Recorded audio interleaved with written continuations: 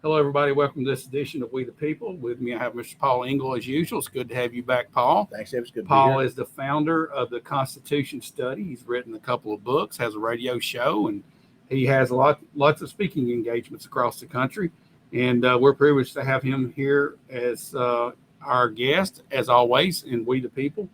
And today we're going to talk about something that's happening in the state of Tennessee that has really got a lot of people talking and a lot of people concerned. And that's the red flag law that our governor says that he would like to see come to his desk and get a signature. Where does that stand right now at this moment? And what do we need to be worried about as citizens? So he tried to get it at the end of the regular session. The House stopped it. He's now calling for a special session to do this. And from what I've seen, I would hope the House would stop it again. But you have to understand, red flag laws are evil. I don't mean they're bad. I mean they are truly evil. Let me explain why. First of all, they are blatantly unconstitutional. I have yet to see a version of a red flag law that did not violate the due process rights of someone who has not been found guilty.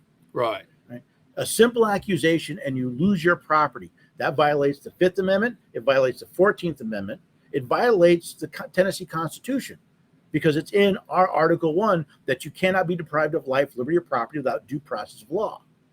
But it's also a fraud, right? A flat-out fraud. And I'll tell you why. Let's say how every red flag law I've seen goes along this way. Someone says they know somebody who's a danger to themselves or others. They go to a judge issues this, emergency order. They confiscate the guns.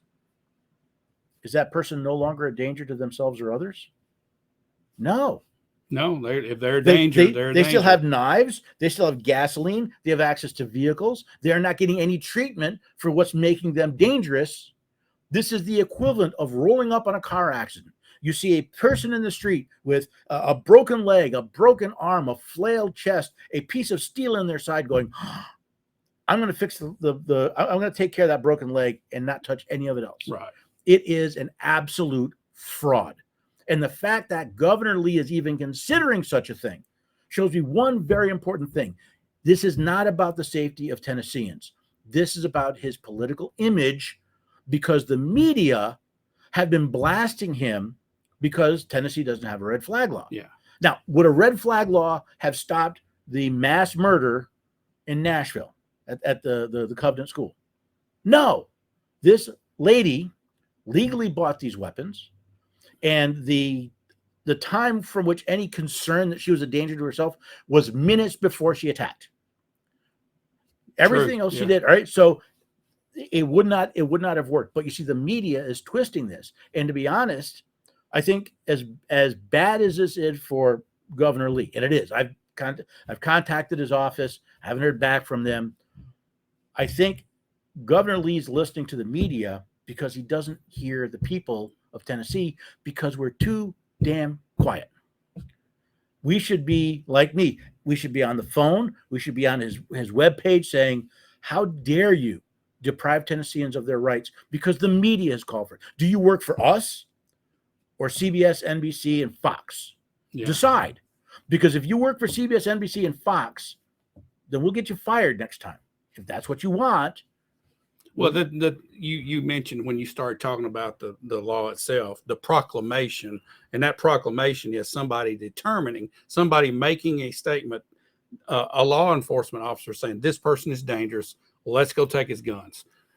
That's without any type of court order. That violates our Fourth Amendment. That's not the way most of these work. The way these work is generally it's law enforcement and some list of related people, right? So it could be family members, it could be employers, right? Each state does a little different, but there's some group of people that can say, I don't prove that you're a danger. I can simply say, I think you're a danger.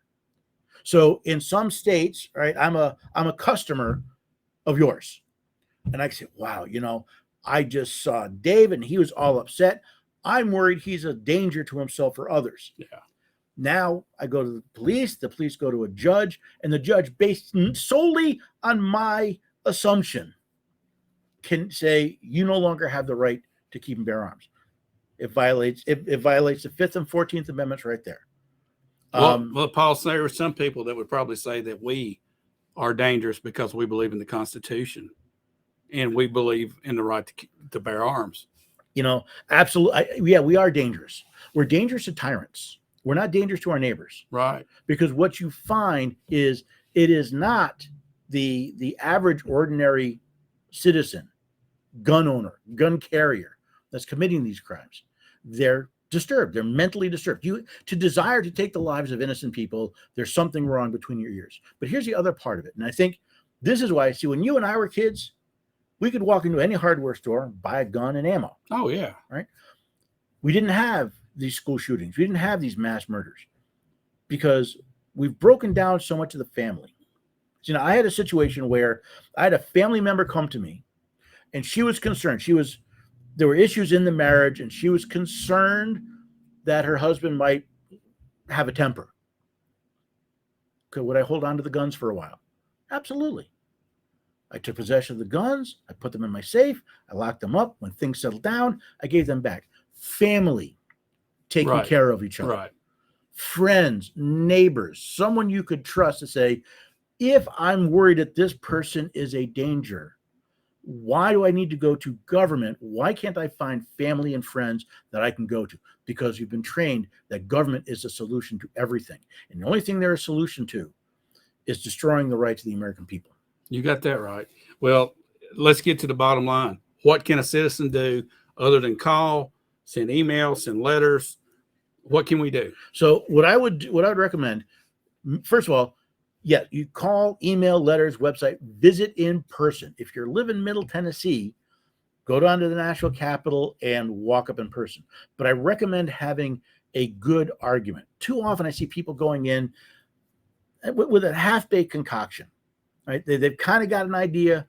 You can always go to the website, constitutionstudy.com, and look for red flag laws. I've done an article about those. But what you want to show very specifically, it violates the 5th Amendment's due process clause. It violates the 14th Amendment's due process clause. It violates the Tennessee's, and I don't know the article, I don't know the clause off the top of my head, but it violates Tennessee's due process clause in Article 1 of our Constitution. For those 3 reasons, sir, you took an oath to support those 2 constitutions. This would be a violation of your oath. This would be a violation of the trust of the American people. But let's just say if you ran into your state representative, which it's possible around. Oh, yeah. Okay, I've done it before. I say exactly the same thing. It's a violation of the 5th Amendment's due process clause. It's a violation of the 14th Amendment's due process clause. It's a violation of the Tennessee due process clause. And if you support it, you are violating your oath of office, which means you are disqualified, in my view, to hold any office, not even dog catcher. But if the majority of people just say, we're against it, don't vote for this, stop it. That's enough because they're supposed to be representing us. Except without a reason. No, I'm sorry, that's not true because they take an oath to the Constitution. I got that. I understand. See, the problem is if it's an emotional argument, it's like building a house on shifting sand. Because as emotional as you can get that it's bad, they can find people that are emotional that it's good. And now it's whose emotion wins. Right. If you go in with an actual argument based in the law, based in the Constitution, and their oath to support it, with the quite very simple. If you oppose this violation of the Constitution, I will support you. There you go. I will be there. We got your back. I will be there to vote. You want to show up and be a buffer. I will do whatever I can to support you if you protect my rights. There you go. If you violate my rights, I will be just as diligent to get you out of office because you have proven yourself unworthy. You've proven yourself to be a lying, cheating thief. And as far as I'm concerned, you're not worthy to be a dog catcher. There you go. Now that's what we need to do, folks. We need to get out. If we see our representative around here in person, we need to tell them that. And then we need to just flood the phones, flood the emails, send letters, do it all. Make sure they're more afraid of us than they are of the media. Exactly. And I think Tennessee will defeat this. I really do. I think the people will stand up. Do you foresee a special session coming into play? Do you think we'll even get that far? Off the top of my head, I don't know the rules for calling a special session and what hurdles need to be jumped through, so I'm not sure. But even if they do get a special session, I don't think the House will fold. But what will happen is this will become the hammer on the anvil. Yeah. They will keep hitting it until the representatives fold. And the only way you stop that is getting in there and saying, "Whoa, no. You think that you think getting slapped by the media is bad? Wait till you get slapped by your constituents." Yeah. And then if it were to come to a special session, we need to flood Nashville with people. You need to Nashville with people.